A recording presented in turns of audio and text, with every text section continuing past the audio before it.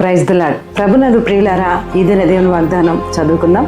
శ్రమలో నేను అతనికి తోడే ఉండేదను, అతన్ని విడిపించి అతన్ని గొప్ప చేయుదును అని ఈ దినమున ప్రభు తన మాటను వాగ్దానముగా మనకు అనుగ్రహిస్తూ ఉన్నాడు. ప్రియ దేవుని బిడ్డ, ఆయన సన్నిధిని ప్రార్థించి దేవుని వాగ్దానం కొరకు ఎదురు చూస్తున్న నిన్ను, నీ హృదయాన్ని తృప్తిపరిచేందుకు, నిన్ను బలపరిచేందుకు ఆయన నీకు తోడే ఉన్నాను అని చెప్పుటకు తన వాగ్దానాన్ని నీకు ఇస్తూ ఉన్నాడు. నీకున్న శ్రమల్లో, ఇరుకుల్లో, ఇబ్బందుల్లో, అనారోగ్యంలో, ఆర్థికమైన పరిస్థితులన్నింటిలో కూడా దేవుని యందు ప్రార్థించే వ్యక్తిగా, దేవుని కృపల కొరకు ఎదురు చూసే వ్యక్తిగా నీవుంటే, భయభక్తులు కలిగిన జీవితాన్ని జీవించే వ్యక్తిగా, నీతి యథార్థతలు కాపాడుకుంటే, ఆయన సన్నిధిలో నిలిచి ఉన్న నిన్ను ఆయన జ్ఞాపకం చేసుకుంటూ ఉన్నాడు.